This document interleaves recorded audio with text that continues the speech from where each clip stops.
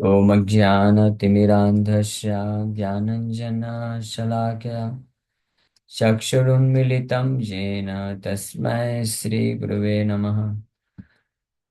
नमः विष्णुपादाय कृष्णपृष्ठाय भूतले श्रीमते भक्तिवेदान्त स्वामिन्यति नामिने। नमस्ते सारस्वती देवे गौरवाणी प्रचारिणे निर्विशेष शून्यवादी पाश्चात्य देश तारिणे। नमो महावदन्याय कृष्णप्रेमप्रदायते कृष्णाय कृष्णचैतन्यनामने गौरतुसे नमः। जय श्री कृष्ण चैतन्य प्रभु नित्यानंद श्री अद्वैत गदाधर शिवासादि गौर भक्तवृंद। हरे कृष्णा कृष्णा कृष्णा हरे हरे, हरे राम राम राम हरे हरे। हरे कृष्णा। तो आप सभी भक्तों का हार्दिक स्वागत है आज के श्रीमद् भगवद गीता के डिस्कशन में। तो हम लोग आज चर्चा कर रहे हैं श्रीमद् भगवद गीता यथारूप, और इसका श्लोक संख्या 40 पे कल चर्चा किए थे। अज्ञस्य अश्रद्धानस्य संशयात्मा विनश्यति, नायम लोको अस्ति न परो न सुखम संशयात्मनः। कि और उसके पहले श्रद्धावान लभते ज्ञानम तत्परः संयतेन्द्रियः ज्ञानम लब्ध्वा पराम शांति मचिरेणाधिगच्छति। कि कौन योग्य है इस दिव्य ज्ञान को प्राप्त करने के लिए? श्रद्धावान, तत्परः और संयतेन्द्रियः, जिसके योग्य है वो प्राप्त कर सकता है। और उसके विपरीत अज्ञ, अश्रद्धानस और संशयात्मा, जो लोग होते हैं।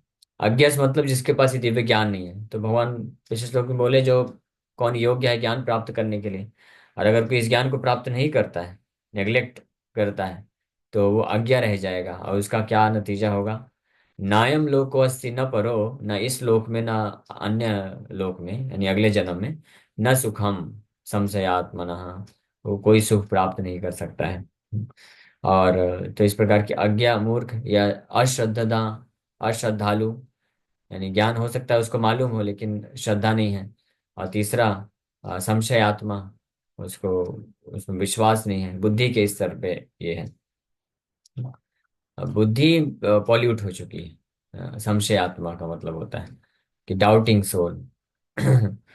इसलिए जीसस क्राइस्ट का एक डिसाइपल था, थॉमस, डाउटिंग थॉमस उसका नाम रख दिए थे। जीसस क्राइस्ट बोले, या तो आप पूरी तरह से विश्वास करो, that is also good, I will accept that. या तो अगर आपको पूरा बिल्कुल विश्वास नहीं है मेरे पे या भगवान पे, तो भी चलेगा, आई कैन एक्सेप्ट दैट। हाँ, लेकिन आप जो है लुक वार्म बोलते हैं। If you are cold I accept, if you are hot I accept, but if you are lukewarm I reject you. तो डाउटिंग थॉमस के बारे में ऐसे बताते हैं। एक स्टोरी सुनाते हैं जीसस क्राइस्ट। ये डाउटिंग जो है, संशय आत्मा उस प्रकार से है जैसे कि पेट में कई बार कुछ कीड़े होते हैं। वो जो भी व्यक्ति कुछ भी खाता है वो उसके शरीर में लगता नहीं है, क्योंकि वो कीड़ा सब खा जाता है। तो डाउट उसी तरह से होता है। कुछ लोग होते हैं बहुत दुबले पतले, वो लेकिन खाते बहुत हैं। 5 8 चपाती खा जाएंगे, खूब राइस दाल सब्जी खूब खाते हैं, लेकिन बिल्कुल मेरे जैसे दुबले पतले रहते हैं। हाँ, तो इसका मतलब उनके पेट में कोई कीड़ा बैठा हुआ है जो जो भी खाते हैं सब वो खा जाता है, वो खा के हजम कर जाता है। तो उस व्यक्ति को मिलता नहीं है। तो उसी प्रकार से जो संशय आत्मा होते हैं, डाउटिंग सोल होते हैं, उनकी स्थिति ऐसी होती है। वो खूब पढ़ते हैं, खूब मेहनत करते हैं, खूब साधन भजन खूब करते हैं, लेकिन डाउट करने की जो प्रवृत्ति है, संशय रहने की, संदेह रहने की जो प्रवृत्ति है, इसको जब तक त्यागते नहीं है, जो संदेह नामक कीड़ा जो है उनका पूरा जो है खा जाता है, और वो प्रगति नहीं कर पाते। इससे सबसे डेंजरस है संशय आत्मा। हाँ, तो ये इस प्रकार से ये वर्णन हम लोग कल सुने थे। अब आगे भगवान वर्णन कर रहे हैं। योग संन्यस्त कर्माणम ज्ञान संचिन्न संशयम आत्मवंतम न कर्माणि निबधनन्ते Dhananjay. One who acts in devotional service, renouncing the fruits of his actions, and whose doubts have been destroyed by transcendental knowledge, is situated factually in the self. Thus, he is not bound by the reactions of work, O conqueror of riches. निबधनन्ति धनंजया। निबधनन्ति धनंजया, do bind, न निबधनन्ति, न कर्माणि निबधनन्ति, उसको जो कर्म है उसको बांध नहीं सकते हैं। धनंजय, अर्जुन का एक नाम है धनंजय, कॉन्करर ऑफ रिचेस। तो योग संन्यस्य, संन्यस्त कर्माणम।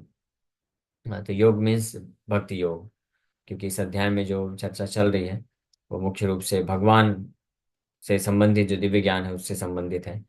तो इस भगवान की वास्तविक स्थिति और अपने आप की वास्तविक स्थिति पे से संबंधित जो ज्ञान है उसके मदद से जो योग होता है उसको भक्ति योग बोलते हैं। सो बाय डिवोशनल सर्विस इन कर्म योगा, या कर्म योग भी उसका नाम दिया जाता है। पिछले अध्याय में इसका हम डिटेल में चर्चा कर चुके हैं। तो इस प्रकार से योग संन्यस्त कर्माणम, जो अपने आप को इस भक्ति योग में स्थित करके अपने समस्त प्रयासों के फल को त्याग देता है, यानी थर्ड चैप्टर पिछले कर्म योग का। और इस चौथे अध्याय से ज्ञान, दिव्य ज्ञान को प्राप्त करके जिसके सारे संशय खत्म हो जाते हैं, तो वो वास्तव में पूर्ण रूप से दिव्य स्थिति में स्थित होता है। आत, आत्मवंतम, आत्मवंतम मतलब आत्मवान हो चुका है वो, आत्मवताम या आत्मवान, सिचुएटेड इन द सेल्फ, आत्मा के आध्यात्मिक स्तर पे स्थित है। तो कर्मयोग पिछले अध्याय का नाम दिए भगवान, कर्मयोग नाम है। तो उसमें अपने कर्मों को भगवान से जोड़ करके लगाना, renouncing the fruits of his actions, भगवान के लिए रिनाउंस कर देना, उसको डिवोशनल सर्विस या कर्मयोग बोला गया है। और साथ ही साथ में दिव्य ज्ञान में रहते हुए ये कार्य करना, ताकि इसके सारे संशय खत्म हो जाए। तो योग संन्यस्त कर्माणम रेफर टू कर्म योगा, ज्ञान संचिन्न संशयम, और दिव्य ज्ञान से जिसके सारे संशय नष्ट हो चुके हैं। ये दो, तो तीसरा और चौथा अध्याय ये अब कंबाइंड करके भगवान रिजल्ट बता रहे हैं। और इसी बेसिस पे पांचवा अध्याय का खुलासा होगा, जो कि अभी कुछ श्लोक के बाद, मेरे ख्याल से 3-4 श्लोक और हैं। हाँ, ये लास्ट, सेकंड लास्ट श्लोक है। यहाँ से भगवान अब पांचवें अध्याय को प्रकट कर रहे हैं धीरे धीरे। पांचवें अध्याय का नाम है कर्म yoga action in Krishna consciousness. पूर्ण रूप से कृष्ण भावना भावित होकर, यानी दिव्य ज्ञान में स्थित होकर के जो कार्य किया जाए वो है कर्म yoga action in Krishna consciousness. तो जब दिव्य ज्ञान प्राप्त हो जाता है और व्यक्ति कर्म को रिनाउंस, कर्म के फल को रिनाउंस करने की प्रवृत्ति भी विकसित कर लिया है, तब ऐसी स्थिति में आत्मवंतम, वो वास्तविक रूप में आत्मा के स्तर पर रहता है। और उस स्थिति में न कर्माणि निबधनन्ति धनंजया, ऐसी स्थिति में वो बिल्कुल भी कर्म के बंधन में नहीं फंसता है, कर्म के बंधन से पूरी तरह से मुक्त हो जाता है। तो ये थर्ड और फोर्थ चैप्टर, तीसरा गीता का तीसरा और चौथा अध्याय मिल के जो रिजल्ट है वो है न कर्माणि निबधनन्ति। क्योंकि आत्मवंतम ज्ञान योग के प्रभाव से संशय जब खत्म हो जाता है, सबसे बड़ा संशय क्या है, सबसे बड़ा डाउट क्या है, मोह, इल्यूजन है सबसे बड़ा। और सबसे बड़ा संशय है अपने अपने बारे में वास्तविक जो ज्ञान है, और भगवान के बारे में जो वास्तविक ज्ञान है, उसको सबसे बड़ा संशय बोलते हैं। अपने बारे में जो मोह है कि हम ये शरीर हैं, ये मानना, अपने आप को शरीर से संबंधित समझना, और भगवान के व्यक्तित्व को स्वीकार ना करना, कि भगवान सुप्रीम कंट्रोलर है, ही इज अ पर्सन, वो एक व्यक्ति हैं, कंट्रोलर हैं, नियंत्रक हैं। इस बात को स्वीकार न कर पाना या न समझ पाना, ये सबसे बड़ा संशय है। और ये संशय दूर हो जाता है व्यक्ति का ज्ञान संचिन्न, इस ज्ञान, दिव्य ज्ञान को प्राप्त करके चौथे अध्याय में जो वर्णन किया गया है, यानी प्रोसेस पूरा वर्णन किया गया है। तद्विधि प्रणिपात है ना, प्रामाणिक वैष्णव आचार्य का आश्रय लेकर के जब कोई साधन भक्ति करता है श्रद्धा के साथ, तत्परः संयतेन्द्रिय, अपनी इंद्रियों को संयमित करते हुए, समर्पण के, डेडिकेशन के साथ, समर्पण के साथ और श्रद्धा पूर्वक, जब गुरु के मार्गदर्शन पर रहते हुए सेवा मिल जुड़ जाता है, तब वो जो है श्रद्धावान लभते ज्ञानम, तब वो ज्ञान को प्राप्त कर लेता है। और ज्ञान अब फिर क्या होता है, तो ज्ञान से संचिन्न संशय, doubts are cut to pieces, जितने भी संशय हैं वो नष्ट हो जाते हैं। सबसे बड़ा संशय ये है। अब कि मैं शरीर हूँ कि आत्मा हूँ, मैं कौन हूँ, अपने अस्तित्व के बारे में गलत पहचान होना, और दूसरा भगवान के बारे में गलत पहचान। तो ये दो डाउट जैसे दूर होता है, तो वो इमिडिएटली आत्मवंतम, आध्यात्मिक स्तर पे प्रवेश कर जाता है, आत्मा के स्तर पे प्रवेश कर जाता है। और योग संन्यास, फिर जब वो कार्यों को रिनाउंस करते हुए जीवन यापन करता है, तो रिनाउंस फिर भगवान के लिए करता है। तो इस तरह से पूर्ण रूप से आत्मा के स्तर पे ही कार्य करता है, इसलिए फिर कर्म बंधन में वो कभी फंसने का चांस उसका नहीं रहता है। तो ये इस श्लोक में ये रिजल्ट भगवान बता रहे हैं, परिणाम बता रहे हैं। योग संन्यस्त यानी तीसरा कर्म योग करने वाले व्यक्ति, और प्लस ज्ञान संचिन्न संशयम, और दिव्य ज्ञान के प्रोसेस को पालन करके जो ज्ञान प्राप्त कर लेता है, इस प्रकार से आत्मा के स्तर पे रहने पे क्या फल प्राप्त होता है वो बता रहे हैं भगवान अर्जुन को। क्योंकि अर्जुन का सबसे बड़ा डाउट यही था कि वो कर्म के बंधन से में फंस जाएगा, पाप लग जाएगा, सुख को प्राप्त नहीं करेगा। तो भगवान उसको यहाँ पे क्लैरिफाई कर रहे हैं। One who follows the instructions of the Bhagavad Gita as it is imparted by the Lord, the personality of God at himself, becomes free from all doubts by the grace of transcendental knowledge। तो भगवान के इस दिव्य गीता के दिव्य ज्ञान को, उपदेश को प्राप्त करके भगवान की कृपा से जब ये दिव्य ज्ञान प्राप्त होता है, तो हर प्रकार के डाउट्स, संशय से मुक्त हो जाता है। She, as a part and parcel of the Lord in full Krishna consciousness, is already established in self knowledge। तो ऐसा व्यक्ति इस दिव्य ज्ञान पे संशय जैसी खत्म होता है, तो इस दिव्य ज्ञान पे स्थित हो जाता है कि मैं भगवान का अंश हूँ, और भगवान परम भगवान है। हाँ, मैं आत्मा हूँ, भगवान का अंश हूँ। मेरा इस शरीर से, इस भौतिक संसार से कोई लेना देना नहीं। ये संसार मेरा नहीं है, मैं इस संसार का नहीं हूँ। हाँ, और ना ही मैं ये संसार के किसी व्यक्ति को बिलोंग करता हूँ। तो इसको बोलते हैं कि कृष्णा कॉन्शियसनेस, कृष्णा चेतना प्राप्त कर लेता है वो, कि ये पूरा संसार कृष्ण का है, और ये संसार जो है कृष्ण के द्वारा नियंत्रित है, और मैं कृष्ण का अंश हूँ, कृष्ण का दास हूँ। ये भावना को जो विकसित कर लेता है इस दिव्य ज्ञान के माध्यम से, तो उसको बोला जाता है कि he is established in self knowledge. आत्मज्ञान में वो स्थित हो जाता है। He is factually situated in the self. आत्मवंतम, जो इस श्लोक में जो शब्द आया है, आत्मवंतम, कि आत्मा के स्तर पे स्थित हो जाना। As such he is undoubtedly above bondage to action. तो इसके कारण निबधनंती कर्माणि न निबधनंती धनंजय, तो पूरी तरह से कर्म के बंधन से मुक्त हो जाता है। तो ये यहाँ पे भगवान ने इसका रिजल्ट बताया। अब आखिरी श्लोक में भी आगे वर्णन कर रहे हैं इसी का रिजल्ट, और अर्जुन को फाइनल जो निष्कर्ष बोल रहे हैं।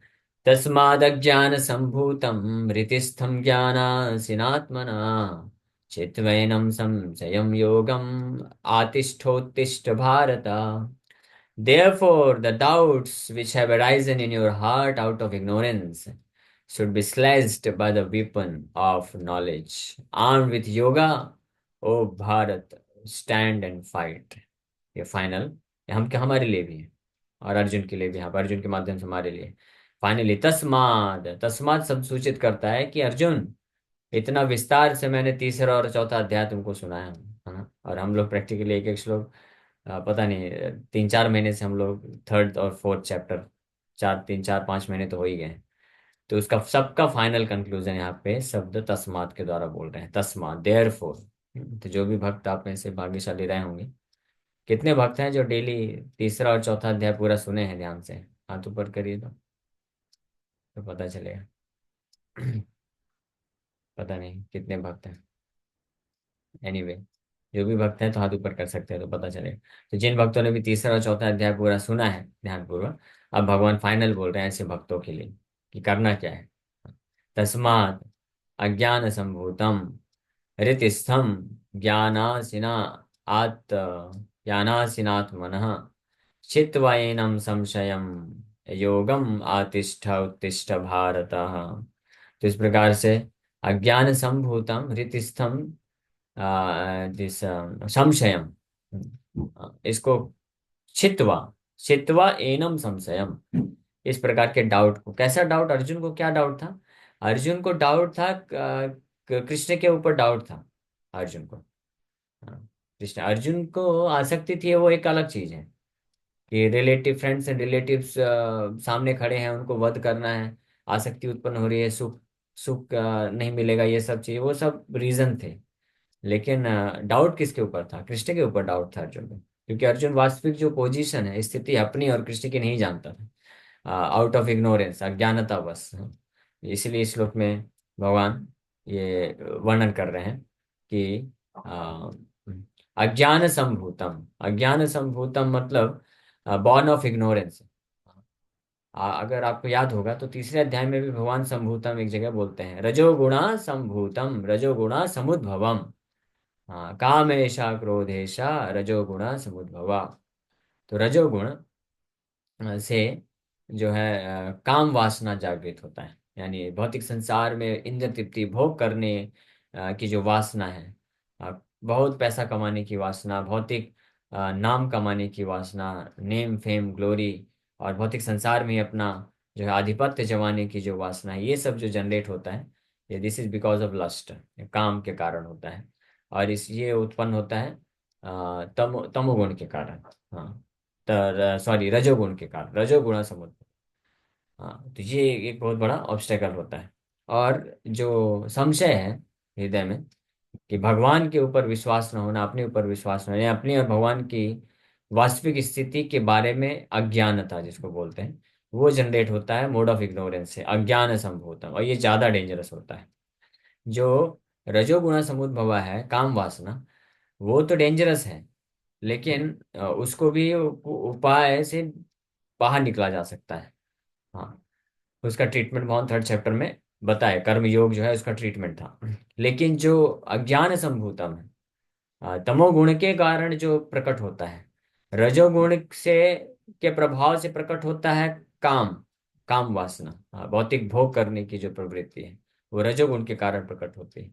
और तमोगुण के कारण या अज्ञानता के कारण प्रकट प्रकट क्या होता है? संशयम एतन, एतत् संशयम एनम संशयम। इस प्रकार का संशय, कैसा संशय? कि अपने और कृष्ण के बारे में गलत फहमी होना, ठीक ठीक जो है बातें न जानना अपने और भगवान के बारे में, उसको संशय बोलते हैं।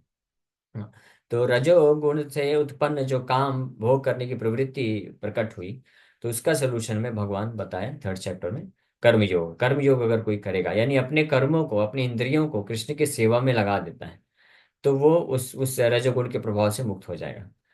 और लेकिन ये जो अज्ञान संभूतम है, जिसके कारण ये संशय उत्पन्न होता है, ये नष्ट होता है जब कोई दिव्य ज्ञान, ये चौथा अध्याय पालन करता है। हाँ, तो तस्मा ज्ञानासीना आत्मना, ज्ञान आसीना, ज्ञानासीना मतलब the sword of knowledge. Prabhupada ji इसलिए एक बुक भी लिखे हैं, द सॉर्ड ऑफ नॉलेज, ज्ञान की तलवार। ज्ञान की तलवार से ये अज्ञान संभूतम संशयम छित्वा, ये नष्ट हो जाता है, काटा जा सकता है, कट जाता है। जो संशय रूपी जो असुर पैदा होता है अज्ञानता के कारण, तमोगुण के कारण, मोड ऑफ इग्नोरेंस के कारण, अज्ञान संभूतम, उसको स्ले काट दिया जा सकता है ज्ञानासिना। हाँ, और कैसा ज्ञानासिना? ज्ञानासिनात्मनः, with the knowledge of self, with the knowledge of self, with the transcendental knowledge. आत्मना refers to आत्मा, आत्मना refers to परमात्मा also, तो यानी अपने अपने बारे में वास्तविक ज्ञान और कृष्ण के बारे में वास्तविक ज्ञान को समझने से, संबंध ज्ञान जो तत्व है क्लियर हो जाने से, तो इस प्रकार का जो तलवार है, इससे जो संशय रूपी जो असुर है, ये इसको वध किया जा सकता है, जो अज्ञान संभूतम प्रकट होता है। और उस स्थिति में फिर योगम आ उत्तिष्ठ उत्तिष्ठ भारता, तब वो वास्तव में योग में स्थित होकर के, भक्ति योग में स्थित होकर के उठ करके फाइट कर सकता है। तो इसलिए भगवान यहाँ पे अर्जुन को ये संदेश दिए कि ये दिव्य ज्ञान जो है अर्जुन, जो मैंने प्रोसेस बताया है, उस प्रोसेस को पालन करके तुम इस दिव्य ज्ञान रूपी तलवार को प्राप्त करो, और इस तलवार की मदद से ये जो अज्ञानता रूपी जो अज्ञान से संशय रूपी असुर अज्ञानता से प्रकट हुआ, जन्म लिया है, इस संशय को काट दो और उठ करके फिर फाइट करो। So the yoga system instructed in this chapter is called सनातन yoga, or eternal activities perform by the living entity. This yoga has two divisions of sacrificial actions. One is called sacrifice of one's material possessions, and other is called knowledge of self, which is pure spiritual activity. If sacrifice of one's material possessions is not dovetailed for spiritual realization, then such sacrifice becomes material. But one who performs such sacrifices with a spiritual objective or in devotional service makes a perfect sacrifice. When we come to spiritual activities, we find that these are also divided into two, namely understanding of one's own self or one's constitutional position, and the truth regarding the Supreme Personality of Godhead. One who follows the path of Bhagavad Gita as it is can very easily understand these two important divisions of spiritual knowledge. For him, there is no difficulty in obtaining perfect knowledge of the self as part and parcel of the Lord. And such understanding is beneficial, for such a person can easily understand the transcendental activities of the Lord. तो ये same वही चीज प्रभुपाद जी बता रहे हैं कि जो transcendent Divya ज्ञान है, ये इसके ये दो ज्ञान में डिवाइड किया गया है इसको। एक तो है अपने खुद के बारे में ज्ञान, अपनी कॉन्स्टिट्यूशनल पोजीशन, हम अपनी वास्तविक स्थिति। और दूसरा truth regarding the supreme personality of God है, भगवान के बारे में ज्ञान, कि भगवान हम भगवान के अंश हैं, ये जान जाना, that we are part and parcel of supreme lord. तो ये जब अंडरस्टैंडिंग होता है किसी के पास, तब वास्तव में वो भगवान की दिव्य लीलाओं, दिव्य कार्यकलाप के बारे में समझ को प्राप्त करने के लिए योग्य होता है। हाँ, और ये इस अध्याय का ऑब्जेक्टिव है, इस अध्याय से ये प्राप्त कर सकता है कोई व्यक्ति। In the beginning of this chapter, the transcendental activities of the Lord were discussed by the Supreme Lord Himself. One who does not understand the instructions of the Gita is faithless and is to be considered to be misusing the fragmental independence awarded to him by the Lord. In spite of such instructions, one who does not understand the real nature of the Lord as the eternal, blissful, all knowing personality of Godhead is certainly fool number one. अगर कोई इस दिव्य ज्ञान का जो है आश्रय लेकर के इस निष्कर्ष पर नहीं पहुंच जाता है कि भगवान कौन है, भगवान सच्चिदानंद विग्रह है, तो निश्चित रूप में वो मूर्ख नंबर एक है। Ignorance can be removed by gradual acceptance of the principles of Krishna consciousness. Krishna consciousness is awakened by different types of sacrifices to the demigods: Brahman, celibacy, household life, controlling the senses, mystic yoga, penance, forgetting material possession, studying Vedas, imparting social institution, varnashram dharma. All of these are known as sacrifice, and all of them are based on regulated action. But within all these activities, the important factor is self-realization. One who seeks that objective is the real student of Bhagavad Gita, but one who doubts the authority of Krishna falls back. One is therefore advised to study Bhagavad Gita or any other scripture under a bona fide spiritual master with service and surrender.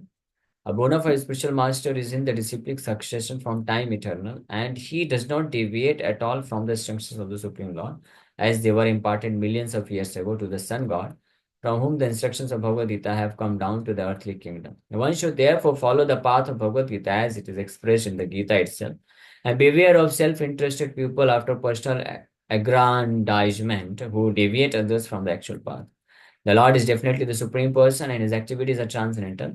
One who understands this is a liberated person from the very beginning of his study of Bhagavad Gita. Thus end the Bhaktivedanta purpose to the fourth chapter of the Srimad Bhagavad Gita in the matter of transcendental knowledge. इस प्रकार से दिव्य ज्ञान अध्याय complete होता है।